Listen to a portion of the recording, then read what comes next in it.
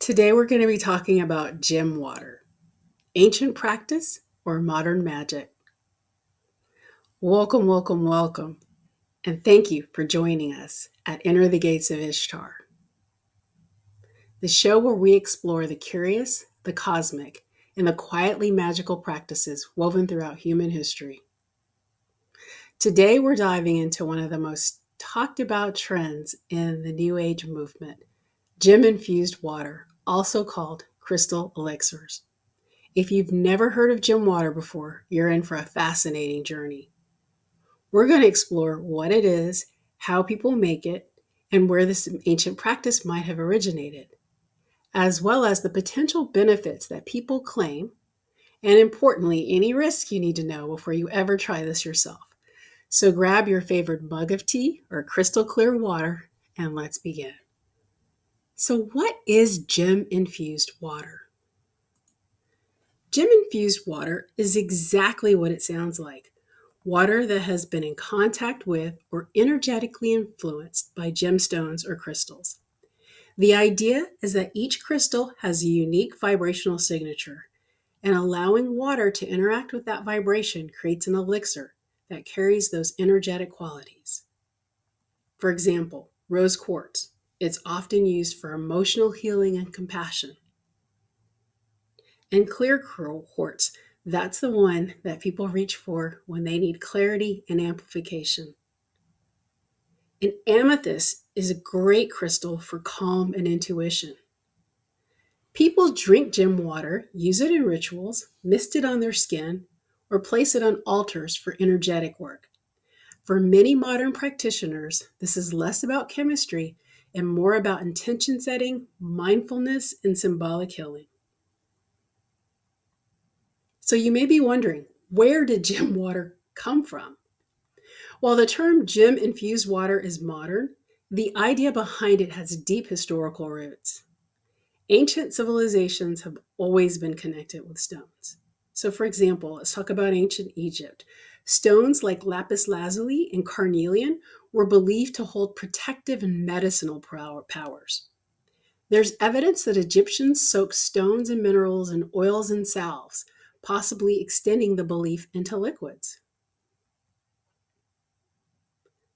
For traditional Chinese medicine, jade is considered harmonizing and purifying. It was sometimes placed in water as part of beauty rituals. If we look to Ayurveda in India, certain gems were used in powdered form or placed near water as part of balancing the doshas.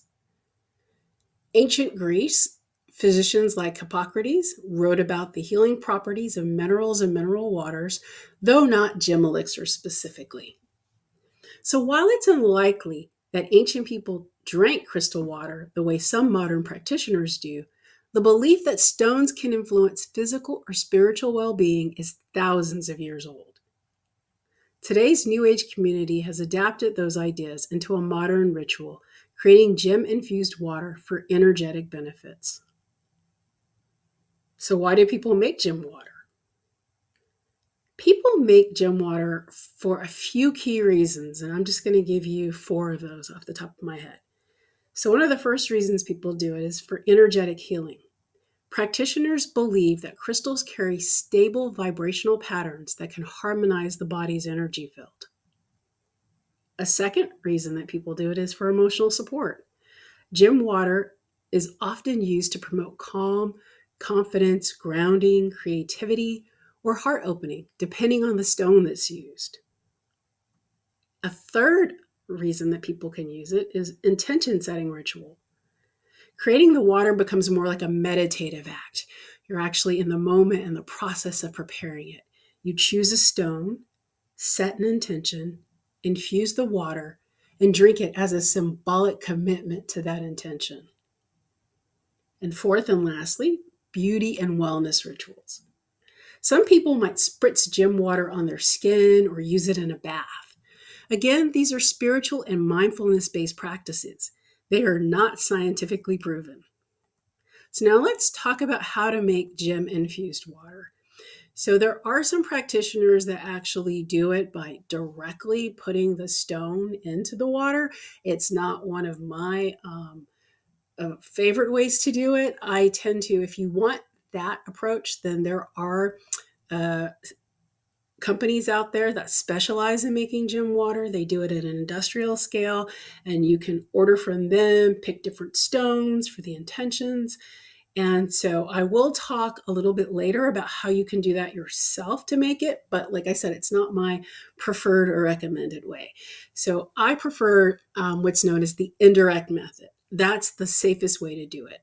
And you can use this for any stone. It works with every crystal, and it eliminates any safety kind of risks. Well, most of those. So you place the crystal in a sealed glass jar or vial. And then you place that jar inside a large container of water.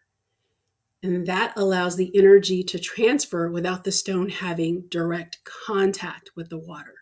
So now some of the people that I know who do the direct method, they actually take the stone, then they cleanse it with soap and water, and then they use sound and moonlight, and then they insert it into the water and allow it to sit for like 2 to 4 hours or overnight, and they actually drink from the stone, remove the stone and drink the water. So that, like I said, is not my preferred way to do it. I really like that indirect method, but I'm giving you the full information about the way different practitioners use it. So one of the key things, whether you're doing the indirect or direct method, is to make sure that your stones are charged. How do you charge a stone, you might wonder? So many practitioners will charge their gems before making water. So one of the ways to do that is sunlight. That's good for like quartz varieties. It's short durational only because some stones could actually fade if they're in the sun for too long and lose some of their vibrancy, and other work that you may want to be doing with the stones. Another way to do it is using moonlight. That's a gentle universal option, especially during the full moon, where you'll put the stone out in the moonlight and allow it to absorb kind of the vibrations then. A great place to do your charging is on a windowsill. It's great for consistent, gentle charging.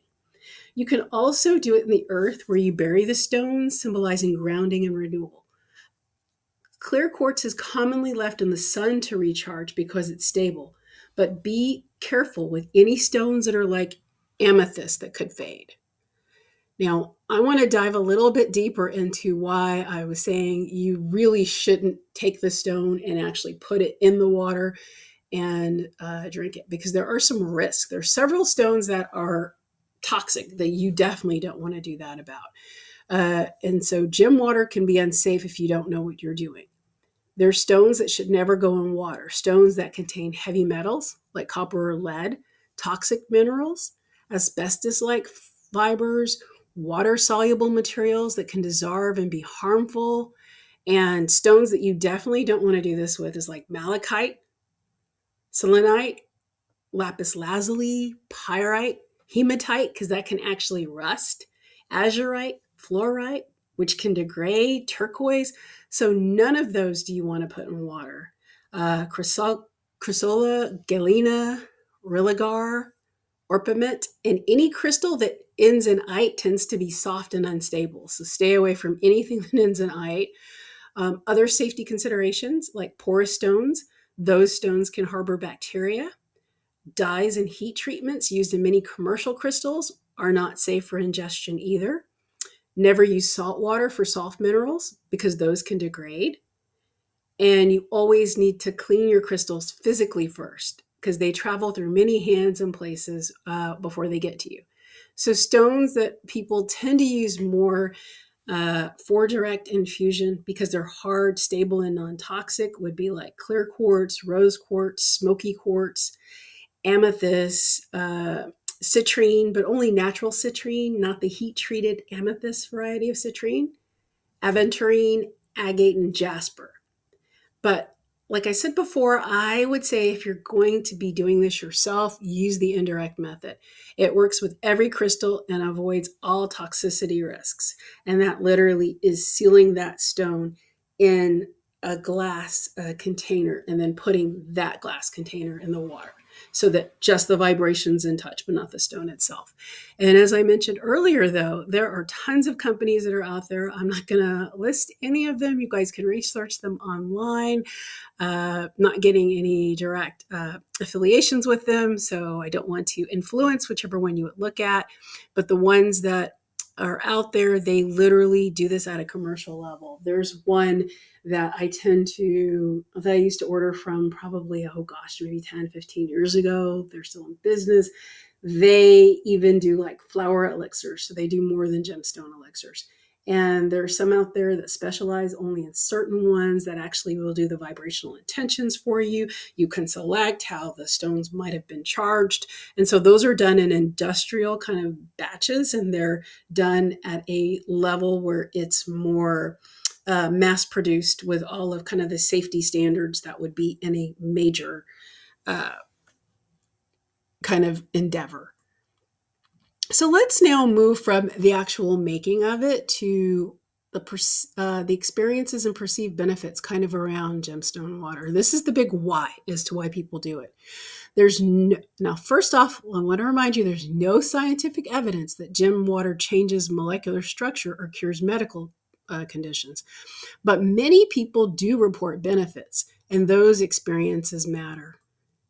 So some of the common reflections that people share after like consuming gem water is they feel calmer. They have a heightened mindfulness, a sense of a ritual or sacredness, emotional grounding, a stronger connection to their intentions. Whether these effects come from the crystal, the ritual, or the symbolism, the practice can be meaningful and supportive for many. And so for me, back when I used to consume the gemstones, I did it with larger energetic clearing.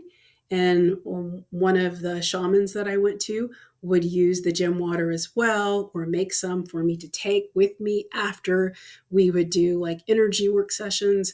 And I found it kind of helped to ease my transitions out of like stuck blockages and energy spots. So, in closing, I just want to say that gem-infused water is a practice that blends ancient symbolism with modern wellness culture. Whether you're drawn to crystals for their beauty, their energy, or the mindful rituals they inspire, gem water can be a gentle, intentional addition to your spiritual toolkit, as long as you practice it safely. Remember, when in doubt, research your stones and use the indirect method, or source the gem water from a commercial company. Thanks so much for joining me on this journey into the world of gem water. If you enjoyed today's episode, don't forget to subscribe, like, share it with a friend, and join us next time as we continue exploring the mysteries of mind and spirit inner wellness. Thank you for joining us at Enter the Gates of Ishtar.